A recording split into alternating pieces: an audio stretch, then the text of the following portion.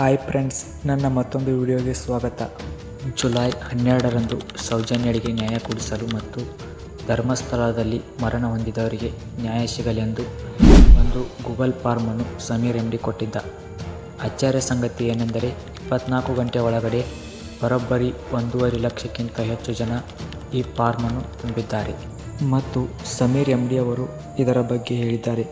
ಇದು ಕೇವಲ ಸಂಖ್ಯೆಯಲ್ಲ, ಇದು ನ್ಯಾಯಕ್ಕಾಗಿ ಜನರ ಒಗ್ಗಟ್ಟಿನ ಧ್ವನಿ. ಇದೊಂದು ದೊಡ್ಡ ಸಾಧನೆ ಅಂತ. ಸೌಜನ್ಯಳ ದಾರುಣ ಕೊಲೆ ಪ್ರಕರಣ ಕರ್ನಾಟಕದ ಜನರ ಮನಸ್ಸಿನಲ್ಲಿ ತುಂಬ ಅನ್ಯಾಯ ಉಂಟು ಮಾಡಿದೆ. ಈ ಕೇಸ್ಗೆ ಸಂಬಂಧಪಟ್ಟಂತೆ 180ಕ್ಕಿಂತ ಹೆಚ್ಚು ಮಹಿಳೆಯರು ಮತ್ತು ಹುಡುಗಿಯರ ಮೇಲೆ ದೌರ್ಜನ್ಯ ನಡೆದಿದೆ ಅಂತ ಕೇಸ್ ಫೈಲ್ ಆಗಿದೆ. ನಮಗೆಲ್ಲ ಗೊತ್ತಿರೋ ಹಾಗೆ ಒಬ್ಬ ವ್ಯಕ್ತಿ ಕೋರ್ಟ್ಗೆ ಬಂದು ತಾನು ಮಾಡಿದ ಎಲ್ಲ ತಪ್ಪುಗಳನ್ನು ಒಪ್ಪಿಕೊಂಡಿದ್ದಾನೆ. ಈ ವ್ಯಕ್ತಿ ಧರ್ಮಸ್ಥಳದಲ್ಲಿ ಕೆಲಸ ಮಾಡುವಾಗ ಕೊಲೆಗಳ ದೌರ್ಜನ್ಯಗಳು ನಡೆದಿವೆ. ಆ ಸತ್ತ ದೇಹಗಳನ್ನು ನೇತ್ರಾವತಿ ನದಿಯ ದಡದ ಬಳಿ ಕಾಡಿನಲ್ಲಿ ಉಳಿದ್ದೇನೆ ಅಂತ ಹೇಳಿದ್ದಾನೆ.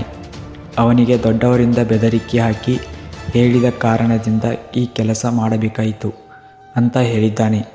ಈ ವ್ಯಕ್ತಿಯ ಒಪ್ಪಿಗೆ ಆಧಾರದ ಮೇಲೆ ದಕ್ಷಿಣ ಕನ್ನಡದ SP ಆಫೀಸ್ನಲ್ಲಿ ಕೇಸ್ ಫೈಲ್ ಆಗಿದೆ ಮತ್ತು ಇನ್ವೆಸ್ಟಿಗೇಷನ್ ಕ್ರಮ ಶುರುವಾಗಿದೆ.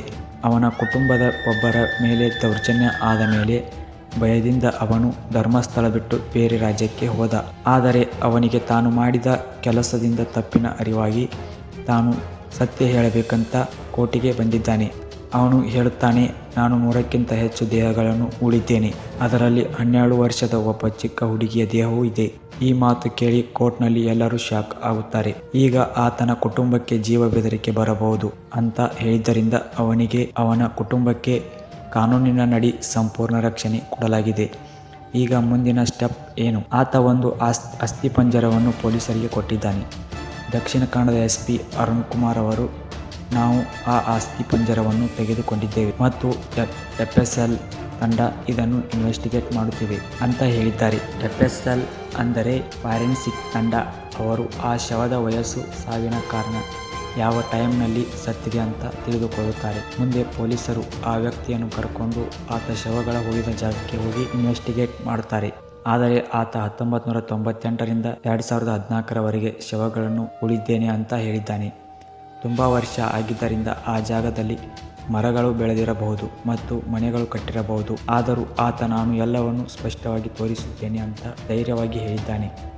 ಈಗ ಇನ್ವೆಸ್ಟಿಗೇಷನ್ ಮುಖ್ಯ ಭಾಗ ಶುರುವಾಗಿದೆ. ಪೊಲೀಸರು ಆ ವ್ಯಕ್ತಿಯನ್ನು ಕರೆದುಕೊಂಡು ಶವಗಳ ಹೂಡಿಕೆ ಜಾಗಕ್ಕೆ ಹೋಗಿ ಅಲ್ಲಿ ಅಗೆಯುವ ಕೆಲಸವನ್ನು ಮಾಡುತ್ತಾರೆ. FSL ತಂಡ ಹಾಗೂ ಇವತ್ತಿನ ಟೆಕ್ನಾಲಜಿಯಿಂದ ಶವಗಳ ಗುರುತು, DNA ಟೆಸ್ಟ್, ಈ ತರ ಟೆಸ್ಟ್ಗಳನ್ನು ಮಾಡಬಹುದು. ಒಂದು ವೇಳೆ ಶವ ಸಿಕ್ಕರೆ ಈ ಕೇಸ್ಗೆ ಇನ್ನೂ ದೊಡ್ಡ ತೂಕ ಬಂದಂತೆ ಆಗುತ್ತದೆ. ಆರೋಪಿಗಳಿಗೆ ನೋಟಿಸ್ ಕೊಡಬಹುದು, ಬೇಕಾದರೆ ಡೈರೆಕ್ಟ್ ಅರೆಸ್ಟ್ ಮಾಡಬಹುದು. ಈ ಕೇಸ್ SIT ಅಥವಾ CBIಗೆ ಕೊಡಬಹುದು. ಆದರೆ ಈ ಧರ್ಮಸ್ಥಳ ಪೊಲೀಸರು ತನಿಖೆ ಶುರು ಮಾಡಿದ್ದಾರೆ. ಈ ಇನ್ವೆಸ್ಟಿಗೇಷನ್ಗೆ ತುಂಬಾ ಸಮಯ ಬೇಕಾಗಬಹುದು. ಆದರೆ ಶವಗಳನ್ನು ಹೊರ ತೆಗೆಯೋಕೆ ತುಂಬಾ ತಡ ಮಾಡಬಾರದು. ಯಾಕೆಂದರೆ ಸಾಕ್ಷಿಗಳು ಕಾಣೆಯಾಗಬಹುದು. ಈ ಕೇಸ್ನಲ್ಲಿ ನಿಮ್ಮ ಧ್ವನಿಯು ತುಂಬಾ ಮುಖ್ಯವಾಗಿದೆ. ಸೌಜನ್ಯಳಿಗೆ ಮತ್ತು ಧರ್ಮಸ್ಥಳದಲ್ಲಿ ಮರಣ ಹೊಂದಿದವರಿಗೆ ನ್ಯಾಯ ಕೊಡಿಸಲು ನಾವು ನೀವು ಒಂದಾಗಬೇಕು. ಆ ಎಲ್ಲ ಅಸ್ಥಿಪಂಜರಗಳು ಸಿಕ್ಕರೆ ಈ ಕೇಸ್ ದೇಶಾದ್ಯಂತ ದೊಡ್ಡ ಸಂಚಲನ ಮಾಡಬಹುದು. ಕೇಂದ್ರ ಸಚಿವ ಅನ್ನಪೂರ್ಣ ದೇವಿ ಅವರು ರಾಜ್ಯ ಸರ್ಕಾರ ಈ ವಿಷಯವನ್ನು ಗಂಭೀರವಾಗಿ ತೆಗೆದುಕೊಳ್ಳಬೇಕು ಅಂತ ಹೇಳಿದ್ದಾರೆ. ರಾಜ್ಯದ ಹೋಮ್ ಮಿನಿಸ್ಟರ್ ಡಾ. G. ಪರಮೇಶ್ವರ್ ಅವರು ಕೂಡ ಈ ಬಗ್ಗೆ ಮಾತನಾಡಿದ್ದಾರೆ.